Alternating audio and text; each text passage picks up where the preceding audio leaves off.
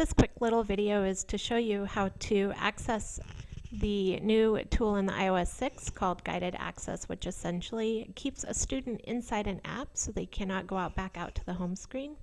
And you find Guided Access inside the settings, general settings. And if you look about a little further down towards the bottom, there is the accessibility section, and that's what Guided Access is considered. About halfway down there, you'll notice there's a section, it actually says Learning, and it says Guided Access. So if you click on that, it shows you Guided Access as you turn it on. It's going to give you some instructions, and then it says Set Passcode. This passcode is something you do not want your students to know, because this will allow them to get out of the Guided Access, which kind of defeats the point. Once you've set your Guided Access passcode, go ahead and go out and choose whatever app it is that you might want to leave at a center, or you want to hand it to a certain student and have them do a specific app. They have a hard time staying in it. So here's vocabulary, spelling city, and I want to keep my student in this. I'm going to triple click the home button, and around the outside it turns gray. I have 3 options along the bottom. The most important is to keep that home button always off. They can't use that to get out of the app.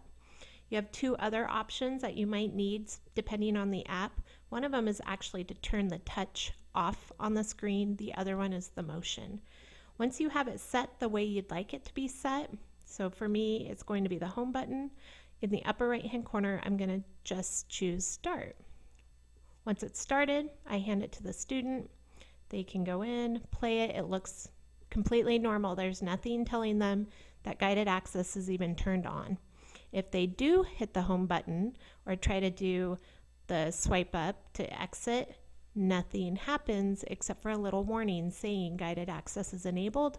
And it does say triple click the home button to exit. They can try that if they'd like, but notice I just did that and a passcode pops up. So this is why you don't want those students to know that passcode.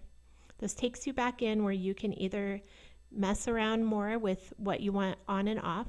You can resume in the upper right hand corner, or you can end in the upper left hand corner.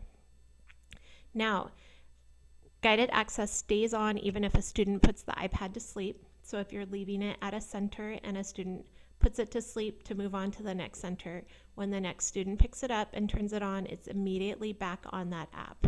So it does not turn off when you turn the iPad off. So I think this is a great tool, especially for little ones that have a hard time accidentally getting out of apps, or those little squirrels that we know we have that would rather go out and play games. So enjoy.